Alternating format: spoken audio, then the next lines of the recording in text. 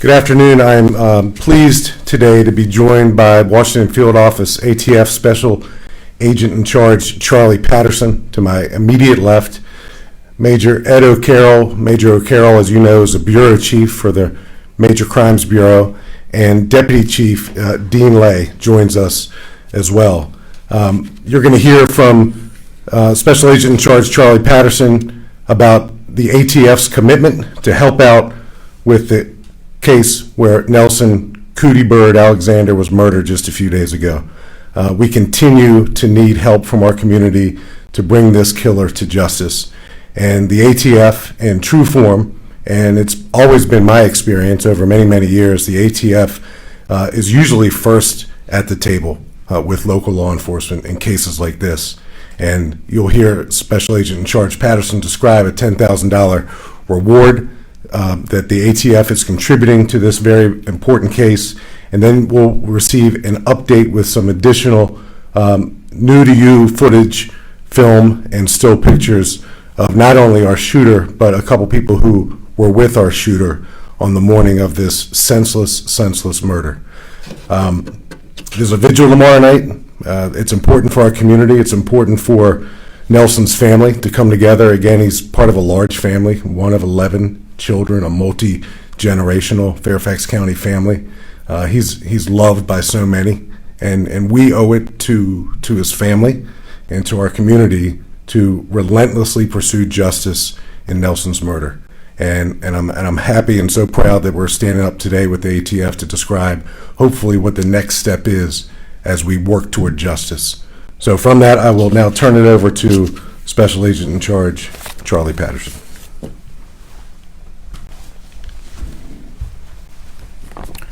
Thank you, Chief. Good afternoon, everyone. My name is Charlie Patterson. I'm the Special Agent in Charge of the ATF Washington Field Division. My team and I were briefed on the circumstances surrounding this investigation, and on behalf of the men and women of ATF, I would like to offer our deepest condolences to the Alexander family. What happened to Mr. Alexander was an absolute tragedy and unacceptable. ATF agents work in partnership with Fairfax County Police Department every day to combat gun violence, to disrupt the shooting cycle, and this case is no exception. I pledge the full support of ATF's assistance to the Fairfax County Police Department in finding the person responsible for this horrific act of violence and to ensure that this person is brought to justice.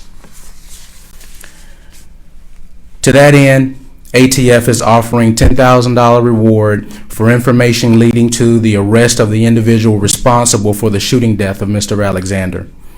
In addition to the reward offered, we have made all of our investigative, analytical, and laboratory resources available to assist in this investigation. We know there are individuals out there who have information about this crime, and we are asking you to come forward and do the right thing. We ask that anyone with information contact the ATF at 888-ATF-TIPS. That's 888-283-8477. Or by calling the Fairfax County Crime Solvers at 866-411-TIPS.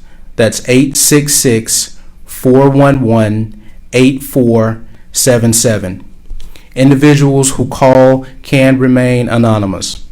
We implore anyone with information about this senseless act to give us a call. Thank you, Chief.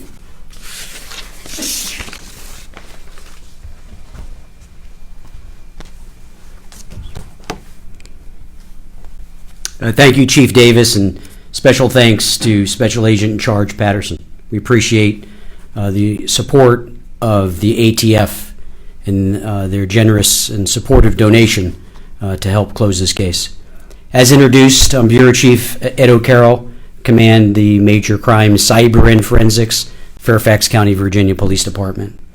9 days ago, on October 20th, our community suffered a very tragic and senseless loss with the murder of Nelson Alexander Sr., who was murdered at the Wells Fargo Bank ATM in Falls Church, which is in the 2900 block of Annandale Road. It's at 5:20 in the morning, and as we've previously shared, Nelson was just stopping at an ATM on his way to work. Since that time, over these 9 days, our homicide detectives have not stopped searching for answers, clues of where this killer is. We are dedicated to closure, and will hold that person or persons responsible. Thank you. We have been inundated with tips from the community. The community has answered the call. We've received a lot of information. They have all been very helpful. But we ask you to look again at the photographs that we've shared, the photographs and video that we're going to share today. Some of it is new, and it's what we uncovered, and it will help solve this case.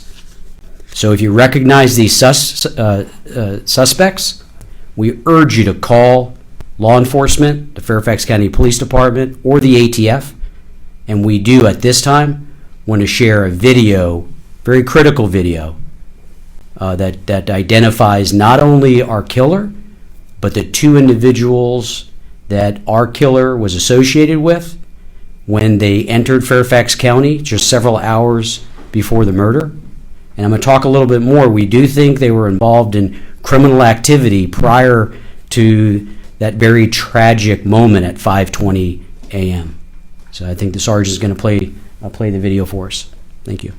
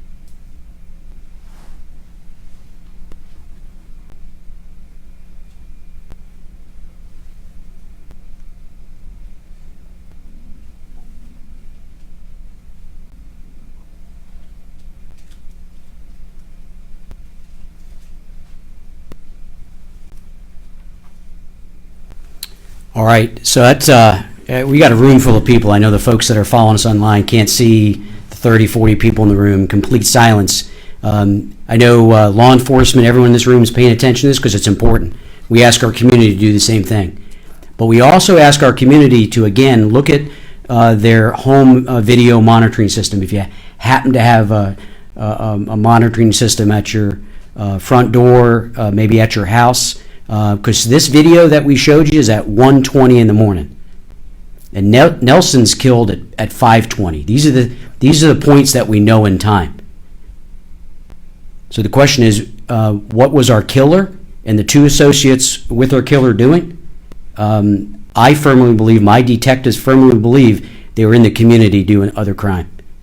And we, again, got a lot of tips from the community, but in particular, not only on the morning hours of the 20th, but we ask our community to look back several days. We do think that these individuals have entered the county previously, so look the day prior, look several days prior. If you have video that's critical to our investigation, contact us.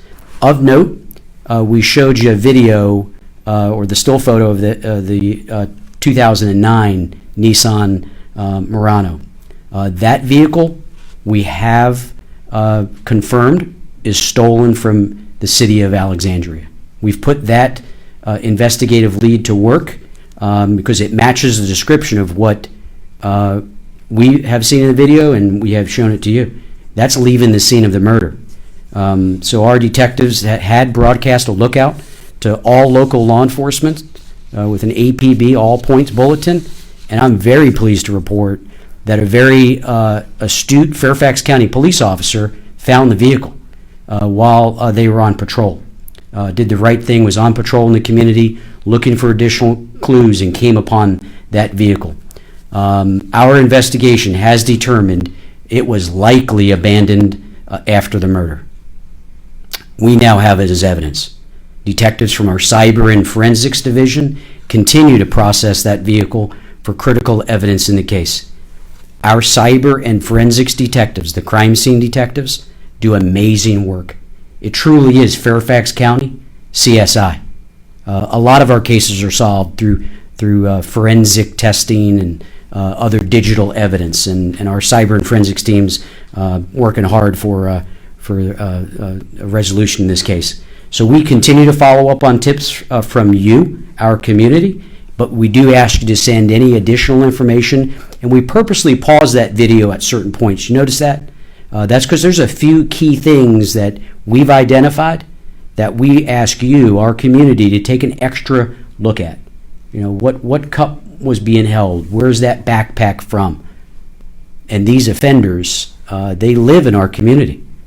Somebody listening, watching, knows who they are. And justice is necessary before another person gets hurt or murdered in our community. So, but if you saw that vehicle in the area throughout the night, call us. If you've seen suspicious people on your video surveillance, notify us. It's imperative that we get that call. Our Major Crimes Bureau can be contacted at 703-246-7800. That rings right to our office at headquarters. Or as mentioned earlier, the Fairfax County Crime Solvers Program is 1-866-411-TIPS. And was mentioned earlier, and we appreciate that. Tipsters can remain anonymous, but call with information that helps detectives, help us find this killer, those responsible, and help us get justice for Mr. Alexander. He deserves it. His wonderful family deserves it. Our community deserves it. As I've previously said, the chief and I have spoken. This is the 19th murder in Fairfax County. 19 too many. But let's get justice for Mr. Alexander. I and we will take any questions that you may have at this time. Yes? I was wondering if you could provide some more specifics on this. Which of these men you think is the killer? And also, you said it was taken about 1:20. Which parts were taken about 1:20? Because my understanding is most buses aren't running at that hour. Yeah, so that's the timestamp that we have on the video, and we that video comes from outside Fairfax. We think these individuals may have traveled into the county and made their way over to the Falls Church area, which is on Annandale Road, just up from Route 50. So we've got this evidence. To your point about who's responsible, our goal is to identify all three individuals, because what we strongly believe is the person that ultimately killed Nelson is one of those three individuals. The other two individuals are high persons of interest. We think they may hold the key. If they're listening, call us. Cooperate with our detectives. Tell us your side of the story on what happened between the 1 a.m. hour and 5:21 when that senseless murder happened, and Nelson lied there for the time that he did. So this is a bus, this is taken outside of Fairfax County, and can you say if it's a Metro bus or where it is? So I would say we've got lots of video. This is from Metro. They've been supportive. All of our partners. When we have a crisis like this, a murder come up, everyone steps up. Our community, government agencies, again, the ATF with their tremendous reward, because this is a team effort, not just Fairfax, but regionally. Like I mentioned, Alexandria City. Our detectives and analysts quickly figured out that this vehicle is stolen from here and abandoned there. And we've got a lot of evidence in this case. We're still sifting through it. Got a lot of digital evidence, video. We wanted to share you what we thought was the most critical pieces of video, so someone out there says, I know this person. They live on my street. I work with them, or I heard someone say, and fill in the blank. Could you specify which metro stop they got on and hopped off? Yeah, I'm not going to get that specifics here. Thanks for asking.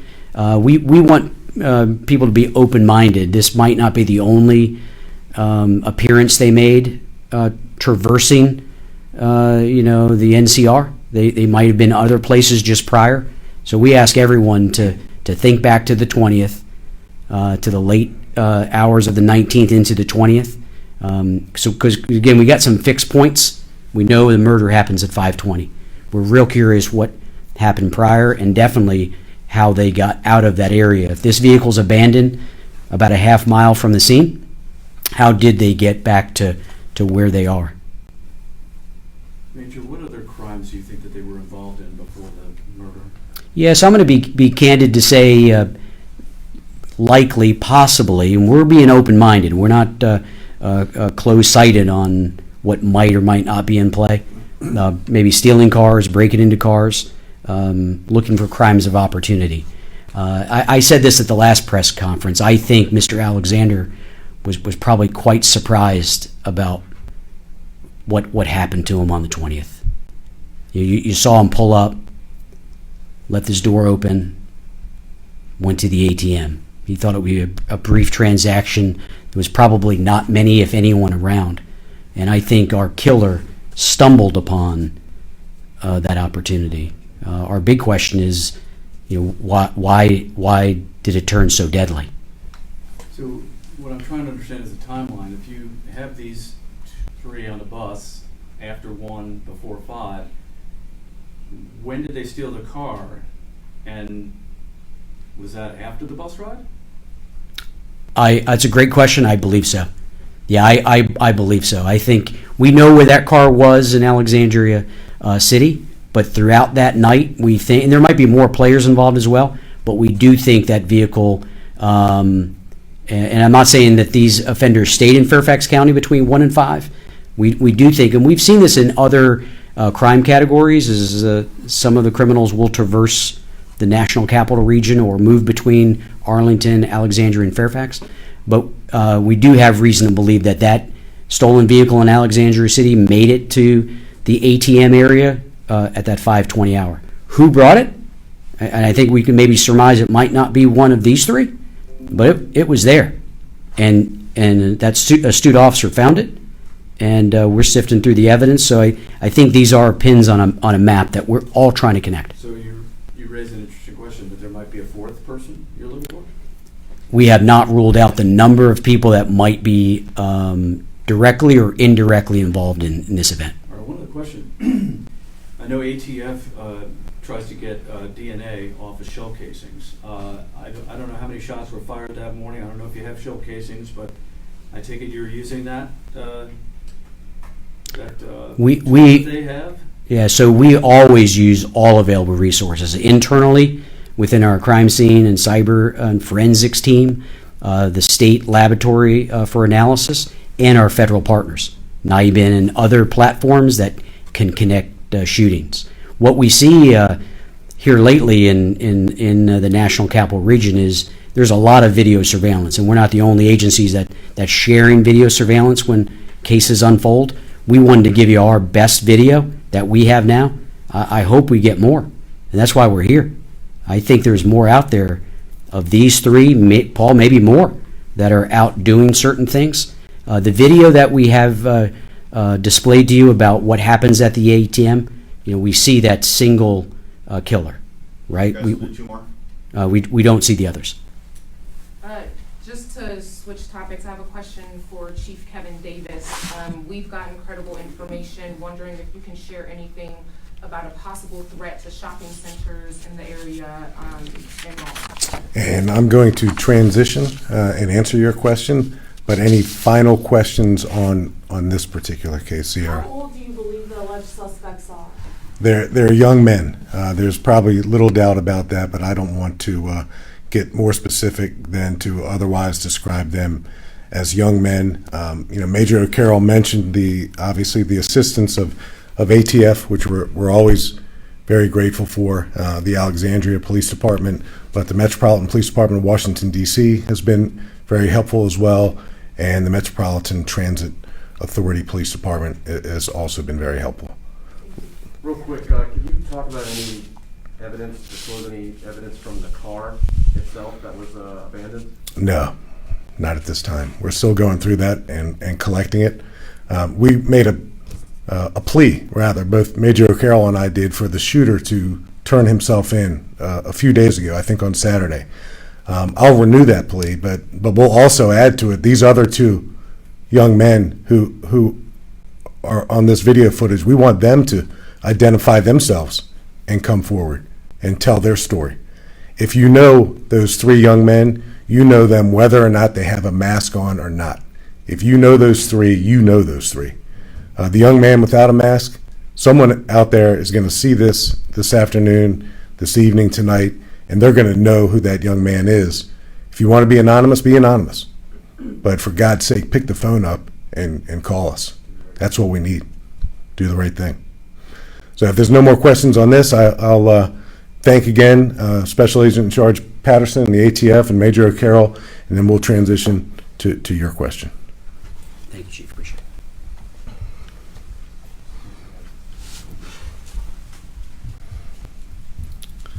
So the transition question, again, it's important, and it's a message for our community for this weekend. Yesterday, we received information concerning potential public safety impacts to malls and shopping centers across the region. As you all know, we take any and all information very seriously, and as we work to corroborate it, we have increased our police presence throughout the county to include major thoroughfares, transit hubs, shopping plazas, and shopping malls. We are always in constant communication with our federal and regional partners, and this weekend is no different. We encourage the public to be vigilant and to report any suspicious activity to our non-emergency number at 703-691-2131 or to simply call 911. You can also anonymously send us information at 1-866-411-TIPS, and you can text FCCS plus TIP to 847-411. Any follow-up questions? Just a few follow-up questions. Can you tell whether or not this may be a foreign or domestic terror group, and are you taking this threat as credible? You're not telling the public to avoid any of these malls or shopping center areas at this time. Well, the law enforcement community in the National Capital Region, and even a little bit beyond that in the DMV, is, in my opinion, and I'm biased, the most collaborative law enforcement community on the planet. So we're constantly sharing information, and that's just what this is. This is information. And because we receive information that has a public safety value to it, it's just our responsibility to have a greater presence, to be more aware, and to ask the community to have their eyes and ears peeled for suspicious activities. So it's a regional it's a regional matter, and we're taking it seriously. We go into every holiday weekend, whether it's Halloween or Thanksgiving or Christmas, with increased patrols. So our increased patrols are out there. We have an election coming up next Tuesday where we'll have increased patrols throughout the next several days, in an abundance of caution, because that's what we do as a public safety agency. Absolutely. Just final question, just about the threat itself. Can you say whether or not it's domestic, foreign, or where do you think this threat is coming from? Well, it's information. The information that we have that we're simply acting on by being vigilant, by establishing a greater presence in places where people gather, whether it's a holiday weekend or just a normal weekend. It's information that we're now aware of, and because we're aware of this information, and again, it's information that's regional, we're taking the appropriate, responsible actions to ensure that the community knows that we take all information about their safety very seriously. What types Sierra? of threats and suspicious activity are you hearing about? Bomb threats? No, Sierra, it's just information that's prompting us to put some additional assets, marked patrol cars, uniformed police officers at places where people shop, where they recreate, where they gather, where they go to dinner. It's a holiday weekend coming up. It's a long weekend. Monday, there's no school in Fairfax County. Tuesday's election day. So it's a time where the Fairfax County Police Department is going to be hypervigilant regarding any and all public safety matters. It's just our responsibility to have that type of presence in our community. So it's simply information that we received. The information speaks to concerns at places like shopping malls and shopping centers. And because we have so many here in the county and the region has so many, I think a lot of folks in the law enforcement community are taking this information seriously by increasing patrols and increasing a presence. Just a final one, sorry. Has any individual or individuals been identified yet? No, ma'am, not to my knowledge. Again, we receive information. Sometimes the information we receive is not with great specificity, but we have to respond to it nonetheless, and that's what we've done with this information. We're simply being proactive. We're acting with an abundance of caution in the best interest of those who reside here in the county, who will be visiting the county throughout the weekend. And it's our responsibility always, but when we get information like this, it's incumbent upon us to act on it, and that's what we're doing. Paul? I understand you're being deliberately vague here, but is there a reason why you feel that what you have is credible enough to warn the public? So, Paul, we're on the receiving end of this information. Federal, state, and local law enforcement, we speak constantly. We share human resources, and because of our tight relationships, we're always aware of information that can potentially have an impact on public safety. So this is simply us taking in information that has caused us to increase our presence in the community. I don't have anything more specific beyond that to share. If I did, I would share it because it would be my responsibility to share it. And just to be clear, you said Sierra. for all holidays you guys increase patrol, but this is extra patrol due to this alleged potential information that you... No, Sierra, I think this is consistent with the Independence Day, the 4th of July, Memorial Day, Labor Day, the Halloween season, Thanksgiving, Christmas, Hanukkah. We're always moving our folks around, our police officers, to be responsive to information, to be responsive to crime trends and crime patterns, to be responsive to community concerns. And that's simply what we're doing here. Thank you. Yes, sir. So what kind of form of this threat that you guys receive, like, by someone calling into your office or someone send a mail or to the shopping mall, something like that? Where does threat come from and what for? So if I understand your question, we're constantly in the National Capital Region speaking with our local partners, police, fire and rescue, speaking with our state partners, speaking with those who work in federal law enforcement in the DMV. So information is constantly flowing back and forth. And when we receive information, like we did over the last 24 hours, that we think we need to act on, we act on it. And that's all we're doing in this case. Out of an abundance of caution going into this long weekend, we have ramped up our presence at places where people shop, at places where people recreate, gather, dine. It's our responsibility to do that. We routinely do this.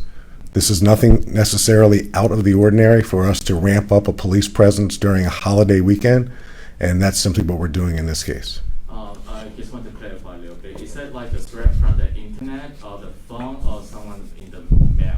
Yeah, I'll describe the information that we received as information that has been shared with the public safety, or within the public safety community.